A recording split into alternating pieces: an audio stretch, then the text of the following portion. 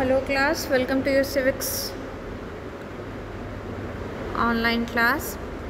So today let's start chapter number 16, citizenship, page number 303. So first question is, who is a citizen? Citizen कौन होते हैं? I hope you all must know. In the ancient city-states of Greece, only those few people were called citizens who directly took part in the administrative process of the country. बहुत पहले के time में Greece जो एक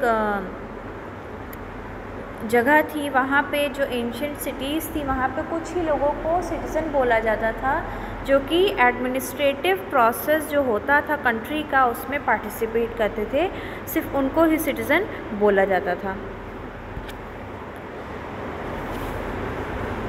इन the modern times, और उसके बाद जैसे जैसे धीरे धीरे टाइम चेंज होने लगा, डिफरेंट चेंजेस हमने सोसाइटी में या कंट्री में देखे, उसी तरीके से in the modern times there are two kind of people in a state. उसी तरीके से आज के टाइम पे दो तरीके के लोग किसी भी स्टेट में होते हैं.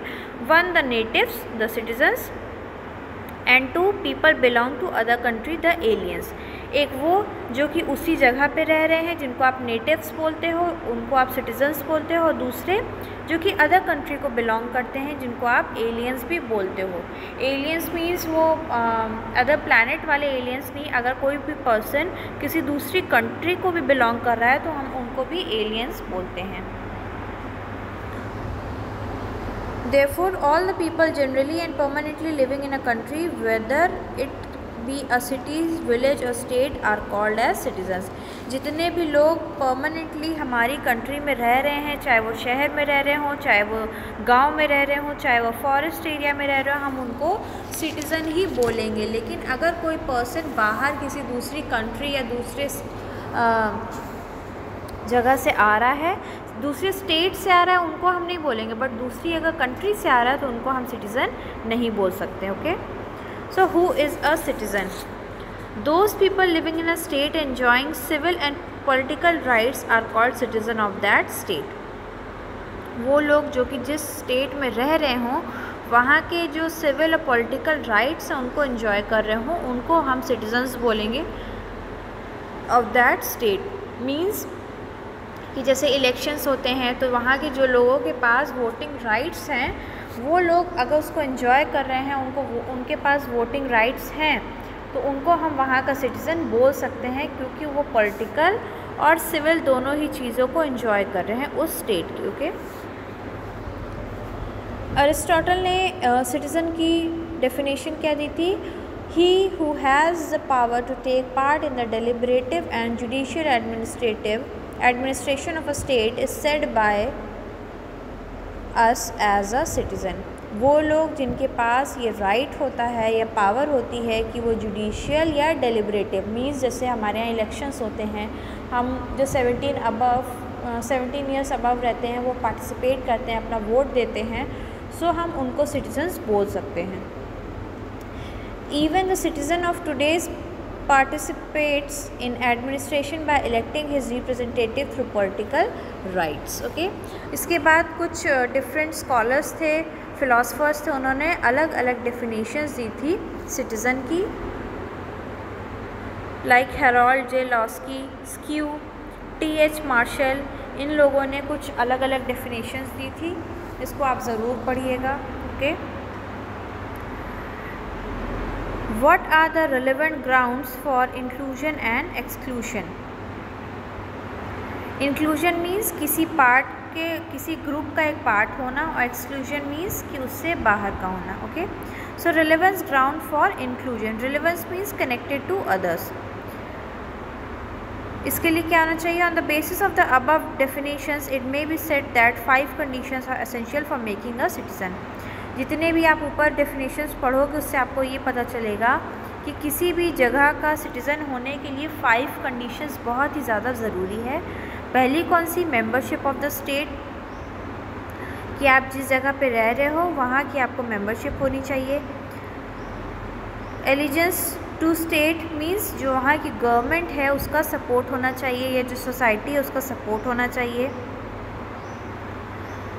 Third, acquisition of political and social rights means कि आपके पास पॉलिटिकल और सोशल राइट्स होने चाहिए। जैसे a man is called a citizen only when he possesses civil and potential political rights in the state. From the beginning up to their time the state has bestowed these rights upon its citizen in some form or the other। Means कि आप जो voting होता है, जो elections होते हैं या different other जो गवर्नमेंट की जो चीज़ें होती हैं, जब आप उसमें पार्टिसिपेट कर रहे हो politically and socially, that means you are the citizen of that state और a country. Feeling of performance of duties, जो भी लोग उस जगह पे रह रहे हैं उनके अंदर एक फीलिंग होनी चाहिए कि आप जिस जगह रह रहे हो आपकी भी कुछ ड्यूटीज़ बनती हैं उस स्टेट या उस कंट्री के प्रति, कि आप उसको नीट एंड क्लीन रखो, जो भी वोट इलेक्शंस हो रहे हैं आप उसमें पार्टिसिपेट करो, आप अपने टैक्सेस प्रॉपर पे करो, ये सारी आपकी ड्यूटीज़ हैं। अ फिलॉसफी ऑफ इक्वालिटी मीन्स कि आपके अंदर इक्वालिटी की एक फीलिंग होनी चाहिए, या जो गवर्नमेंट है उनमें भी एक फीलिंग होनी चाहिए कि आप किसी भी तरीके की डिस्क्रिमिनेशन ना करो based upon caste, colour, creed, sex and so on. Relevance grounds for exclusion means keeping out. Exclusion means जो बाहर के लोग हैं। फर्स्ट इज़ रेजिग्नेशन, कि अगर आप in Germany it is a rule that if a citizen resigns the citizenship of that country for acquiring the citizenship of another country he is allowed to do so।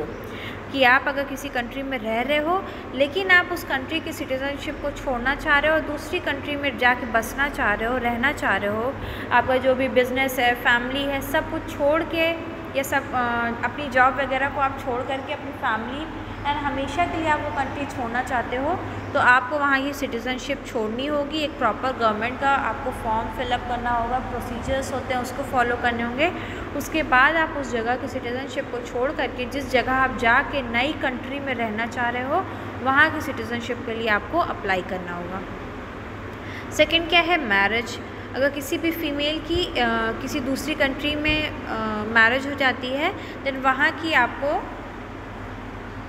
Citizenship मिल जाएगी और जहाँ से आप छोड़ के जा रहे हो वहाँ की सिटीज़नशिप ख़त्म हो जाएगी। Third, absence. अगर कोई भी सिटीज़न अपनी कंट्री से 10 इयर्स तक के लिए एब्सेंट हो जाता है, मीन्स 10 साल तक उसके तरफ से कोई भी टैक्स पेमेंट, कोई भी गवर्नमेंट प्रोसीजर्स में पार्टिसिपेशन या फिर कोई इलेक्शंस में पार्टिसिपेशन, ये सारी चीज़ें नहीं होती हैं 10 इयर्स तक, उसके बाद उसको उस कंट्री में एब्सेंट क्लियर कर दिया जाता है और फिर वो उस कंट्री के लिए सिटीज़नशिप उसकी कैंसिल हो जाती है। In case of double citizenship, अगर कोई person, when a person get citizenship of 2 nations in such a situation he has to have citizenship of only one nation and for another it ends automatically। अगर कोई भी person किसी 2 nation की उसके पास citizenship है तो उसको किसी एक को ही चूज़ करना पड़ेगा और दूसरी को छोड़ देना पड़ेगा। In this situation, suppose the parents of a children have to decide the citizenship of their children, or after the child become adult he chooses its citizenship। However, in both the cases the child loses the citizenship of that state which has not been opted। अगर कोई लोग हैं जिनके parents दूसरी country को belong करते हैं but वो आके दूसरी जगह रहने लगे, तो इससे चाइल्ड जो रहेगा उनका, ज़रूरी नहीं कि उसके पास दोनों स्टेट्स की या दोनों नेशन की सिटीज़नशिप हो, या तो उनके पेरेंट्स चूज़ करेंगे कि कौन सी सिटीज़नशिप चाइल्ड के लिए रहेगी, या फिर जब वो चाइल्ड बड़ा होगा, अडल्ट होगा, तब वो खुद चूज़ करेगा कि किस जगह की उसको सिटीज़नशिप रखनी है और कहाँ की ख़त्म करनी है। Employment under foreign governments. अगर आप when a person wants to get employment in another country he has to seek permission of his government। अगर कोई पर्सन किसी दूसरी कंट्री में जाके जॉब करना चाहता है तो पहले उसको वहाँ की अपनी गवर्नमेंट से परमिशन लेनी होगी। If he fails to do so he accepts employment in a foreign country then he loses his citizenship. लेकिन अगर वो ऐसा नहीं करता है और दूसरी जगह जा कर के वो जॉब ज्वाइन कर लेता है, एम्प्लॉयमेंट ज्वाइन कर लेता है फॉरेन कंट्री में, सो अपने आप उसकी जो खुद की जो कंट्री रहेगी वहाँ की सिटीज़नशिप ख़त्म हो जाएगी। Then rebellion.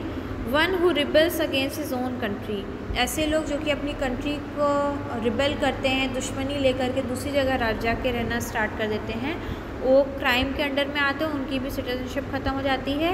And exclusion from state if in service of a foreign country, if a foreigner is a citizen of a country only because he has joined the armed forces और he has joined public offence, then he loses the citizenship of that state which is originally belong. अगर कोई person कोई foreigner है, वो भी कहीं और जाके जॉब करने लगता है या कोई आर्मी ज्वाइन करता है या मिलिट्री ज्वाइन करता है, सो ऑटोमेटिकली उसकी जो ओरिजिनल स्टेट है जहाँ की जो या जो ओरिजिनल सिटीजनशिप है वो ख़त्म हो जाएगी और जहाँ वो रह रहा है सिर्फ वहीं की उसको सिटीजनशिप मिलेगी और बोली जाएगी। इंडियन सिटीजनशिप, इंडियन सिटीजनशिप क्या होती है? all the citizens born in India and living in India on the eve of the enforcement of the constitution are citizens of India। so constitution के according Indian citizens कौन से हैं या हम किनको बोल सकते हैं कि दे आर इंडियन सिटीज़न, जो कि जो बॉर्न हुए हैं या यहाँ पे रह रहे हैं जब से कॉन्स्टिट्यूशन इंडिया का बना तब से, उनको हम सिटीज़न बोलेंगे, या जो उनके एंसेस्टर्स हैं वो यहीं के हैं उनको हम सिटीज़न ऑफ इंडिया बोल सकते हैं। All children born in a foreign country but whose parents live in India are the citizen of India. अगर कोई चाइल्ड है जिसका बर्थ फॉरेन कंट्री में हुआ है लेकिन उनके पेरेंट्स इंडिया के हैं तो उनको हम सिटीज़न ऑफ इंडिया ही बोलेंगे।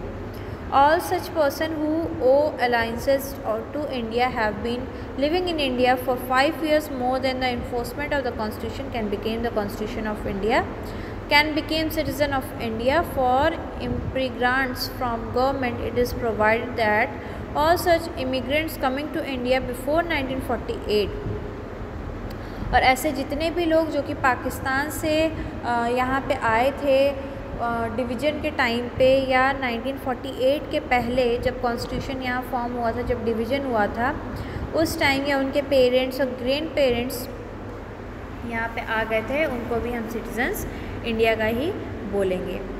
Next citizenship acquisition act 1955 in relation to acquiring Indian citizenship by an alien और अ फॉरेनर। अगर कोई फॉरेनर है, किसी दूसरी कंट्री का पर्सन है और उसको इंडिया की सिटीजनशिप चाहिए तो उसके लिए क्या प्रोसीजर है? The following provisions have been made in this act. इसके लिए भी कुछ प्रोसीजर्स हैं, जैसे कि he should be a man of a good character, वो अच्छे कैरेक्टर का होना चाहिए।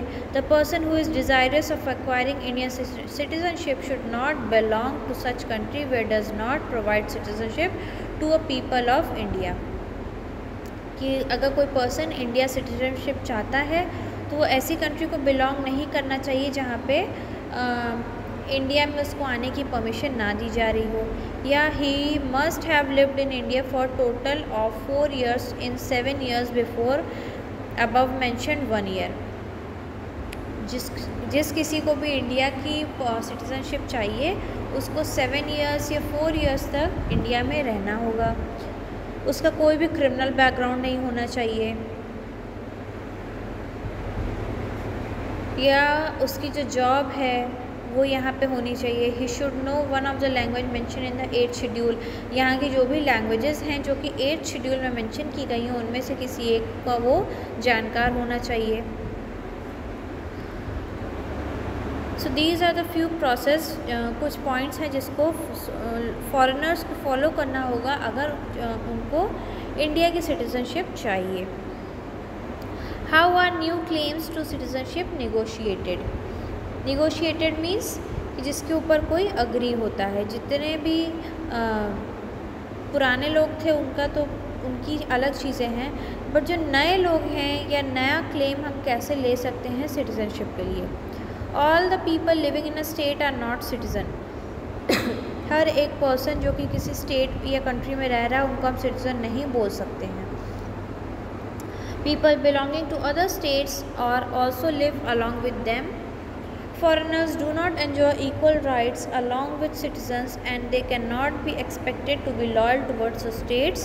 The distinction between citizens and aliens elaborated detailed below. जितने भी लोग किसी स्टेट में या कंट्री में रह रहे हैं हम उनको सिटीज़न नहीं बोल सकते हैं। क्यों? क्योंकि सिटीज़न वो लोग होते हैं जिनके पास पॉलिटिकल या सिविल राइट्स होते हैं, बट ज़रूरी नहीं कि जितने लोग उस कंट्री में, जिस भी कंट्री में रह रहे हों, उनके पास पॉलिटिकल या सिविल राइट्स हों। सपोज़ जैसे कुछ फॉरेनर्स भी आके यहाँ रहते हैं कुछ टाइम तक, बट उनके पास वोटिंग राइट्स नहीं है। वो यहाँ का अगर इलेक्शन हो रहा है और कोई फॉरेनर यहाँ पे आके रह रहा है तो वो यहाँ के इलेक्शन में वोट नहीं दे सकता है। ओके, सो दैट मीन्स कि वो पर्सन इस जगह का सिटीज़न नहीं है। वोट वही लोग दे सकते जो यहाँ का सिटीज़न हो। ओके, सो हर कोई यहाँ जो रह रहा है वो ज़रूरी नहीं कि यहाँ का सिटीज़न ही हो। कुछ फॉरेनर्स भी किसी काम से या टूरिस्ट, एज अ टूरिस्ट यहाँ आते हैं, या फिर कुछ NRIs होते हैं वो भी यहाँ आते हैं। सो इसका मतलब ये नहीं कि वो सारे ही यहाँ के सिटीजन्स होते हैं। सिटीजन सिर्फ वही होंगे जिनके पास सिविल और पॉलिटिकल राइट्स हों। First is citizen of a state. Citizen of state कौन कौन से होंगे? First, natural born citizen, neutralise citizen. Natural born citizen कौन से होंगे? Natural born citizens are those citizens who acquire citizenship due to birth and heredity. Means कि जिनका जन्म यहीं पे हुआ हो, उनको अपने बर्थ के थ्रू सिटीज़नशिप मिली हो, या फिर उनके पेरेंट्स कहीं जिस जगह से बिलोंग करते हो तब उनको वहाँ का सिटीज़न बोला जाएगा। Most of the citizens of state are naturally born. Natural born citizen is of 3 types. Natural born citizen भी 3 तरीके के होते हैं। फर्स्ट, जिनका ब्लड रिलेशन होता है। सेकंड, प्लेस ऑफ बर्थ की प्लेस ऑफ बर्थ जिनकी जो है कंट्री जहाँ की होगी वहीं पे होगा। And third, double principal.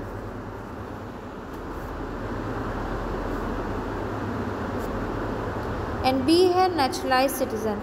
Some foreigners who came to a state for some purpose or reason and for a certain period but do not return to their native country and start their business in that state and decide to live in that state in future are required to fulfill certain formalities, and after fulfilling them and expression their desire through application for citizenship, and if the application is accepted then they became citizen of that states and they are known as naturalized citizen. Naturalized citizen कौन से होंगे? अगर कोई person किसी country में जाता है, suppose कोई फॉरेनर है वो इंडिया में आता है, कुछ दिन इंडिया में रहने के बाद वो डिसाइड करता है कि वो अपना बिज़नेस, फैमिली सब कुछ इंडिया में ही सेटअप करेगा और इंडिया में ही रहेगा और इंडिया को छोड़ करके नहीं जाएगा। देन कुछ गवर्नमेंट की फॉर्मेलिटीज़ होती हैं, कुछ फॉर्म्स होते हैं, उनको वो फिलअप करेगा, फुलफ़िल करेगा, और गवर्नमेंट जहाँ से वो पर्सन आया है उसके बारे में पूरी पूछताछ करेगी कि वो किस टाइप का इंसान था, कोई क्रिमिनल तो नहीं था, उसका बैकग्राउंड कैसा था या उसका कैरेक्टर कैसे था। ये सारी चीज़ें पता करने के बाद जब गवर्नमेंट आपको एक्सेप्टेंस दे देगी कि आप इंडिया के सिटीज़न हो तो आपको यहाँ की सिटीज़नशिप मिल जाएगी, और उन्हीं लोगों को हम नेचुरलाइज सिटीज़न बोलते हैं। ओके, जो कि बाय बर्थ या प्लेस ऑफ बर्थ यहाँ से नहीं, बल्कि यहाँ पे आ कर के जब उनको रहना यहाँ का पसंद आ गया तब वो यहाँ पे रहना स्टार्ट कर दिए। Then aliens.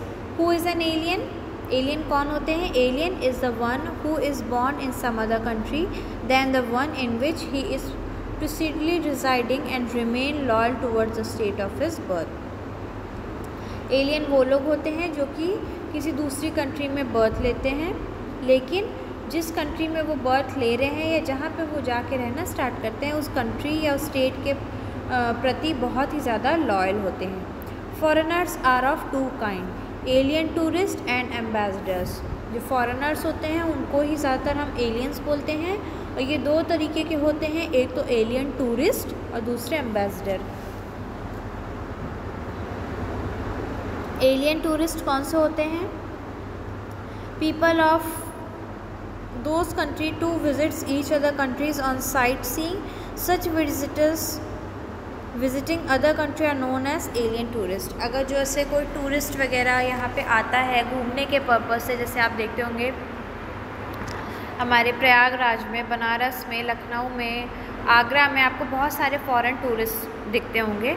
सो उनको हम यहाँ का सिटीज़न नहीं बोलेंगे, उनको हम यहाँ का टूरिस्ट सिटीज़न बोलेंगे या एलियन सिटीज़न, सॉरी यहाँ का हम एलियन टूरिस्ट बोलेंगे, या फिर सिर्फ टूरिस्ट भी बोल सकते हैं या फॉरेन टूरिस्ट भी बोल सकते हैं, क्योंकि वो यहाँ सिर्फ घूमने के पर्पज़ से आए हैं, सिर्फ एक्सप्लोर करने के पर्पज़ से आए हैं, ना कि यहाँ पे रहने के लिए आए हैं या यहाँ की सिटीज़नशिप पाने के लिए आए हैं। ओके। और एम्बेसडर्स कौन होते हैं? Ambassadors of the other countries and employees of other embassies are included in this category. There is virtually no more difference between them and other aliens because they also came for the definite period and returned to their country, but they enjoy some specific privileges and honor. The laws of their own country are applicable on them and they have more facilities and visiting various places in our country. कुछ ambassadors होते हैं, जैसे आप देखते होंगे Indian embassy है, या फिर फॉरेन में भी अमेरिका एम्बेसीज़ होती है, पाकिस्तानी एम्बेसीज़ होती है। आप डिफरेंट मूवीज़ में आपने देखा होगा मस्ट भी। सो जो डिफरेंट एम्बेसडर्स होते हैं वो यहाँ पे आ सकते हैं, यहाँ पे घूम सकते हैं। उनके पास कुछ स्पेशल प्रिविलेज होता है, ऑनर होता है, जैसे कि कस्टम ड्यूटी वगैरह हो गई या लगेज हो गया, कुछ चीज़ें हैं जो कि टैक्सेस हो गए वगैरह, वो उनको नहीं पे करने रहते हैं। कुछ उनको फैसिलिटीज़ दी जाती है गवर्नमेंट की तरफ से। क्यों? क्योंकि वो वहाँ के एम्बेसडर्स होते हैं। Next is citizens and voter. All the citizen of a country are not necessarily voters. जितने भी, ज़रूरी नहीं कि जितने भी लोग सिटीज़न हैं वो वोटर ही हों। Okay. There is a difference between a citizen and a voter. एक बहुत ही बड़ा डिफरेंस है सिटीज़न एंड वोटर में। Citizen possesses political rights, but in all countries minors do not possess this right. 17 years above के लोगों के पास political rights हैं, लेकिन 17 above के नीचे जितने भी लोग हैं उनके पास rights नहीं हैं, तो वो minor में आएंगे। In the same way, in some countries women do not enjoy right to vote, and in some countries naturalized citizens do not possess all those rights enjoyed by the natural born citizen। जैसे कि अभी आपने इसके पहले पढ़ा neutralise citizen के बारे में कि कोई भी पर्सन जब वो अपना बिजनेस, फैमिली कुछ साल इंडिया में रहने के बाद वो हमेशा के लिए डिसाइड कर लेगा कि हम इंडिया में ही रहेंगे। सो इसका मतलब ये नहीं है कि वो यहाँ का सिटीज़न हो जाएगा, उसको सिटीज़नशिप तो मिल जाएगी मगर वो वोटर नहीं कहलाएगा, क्योंकि वो वोट नहीं दे सकता है, क्योंकि वो दूसरी कंट्री से आया हुआ है। Okay. Next is negotiation of new claims to citizenship. Negotiation क्या हो जाएगा? First is marriage. If a women marries an alien she loses a citizenship इनशिप of her own country and acquires a citizenship of her husband's country. अगर कोई women या girl किसी alien के साथ, फॉरेनर के साथ उसकी शादी हो जाती है तो वो अपनी सिटीजनशिप उसकी ख़त्म हो जाएगी, जो उसका हस्बैंड रहेगा, जिस भी कंट्री का उसका हस्बैंड रहेगा वहाँ की सिटीजनशिप उसको मिल जाएगी। Okay. Second is purchase of land. अगर आप किसी दूसरी कंट्री में जा कर के लैंड को परचेज़ कर लेते हो। Second, government service. अगर आपकी गवर्नमेंट सर्विस लग जाती है किसी दूसरी कंट्री में।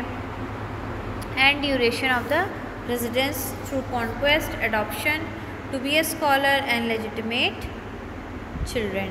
Scholar means scholar have some facilities in acquiring citizenship of other countries. In France, a scholar of another country will acquire its citizenship the residence of 1 year only, and after resigning, अगर कोई scholar है किसी दूसरी country में जा कर के वहाँ पे पढ़ाई कर रहा है या फिर कुछ टाइम तक वहाँ रह जाता है उस कंट्री का, तो उसको वहाँ की सिटीज़नशिप मिल जाएगी। लेकिन जब वो स्कॉलर उस जगह से रिज़ाइन कर देगा तो उसकी सिटीज़नशिप भी ख़त्म हो जाएगी। Can we have a global citizenship? क्या हमारे पास ग्लोबल सिटीज़नशिप है? So yes, global citizenship exist करती है। The thinkers who believe in existence of global citizenship gave the following logics in their support. First, United Nations Organization. Second, World Trade Organization. कि जिनके लिए global citizenship exist करती है वो कौन कौन से ऑर्गेनाइजेशंस है। पहली तो हो जाएगी यूनाइटेड नेशंस ऑर्गेनाइजेशन और सेकंड WTO।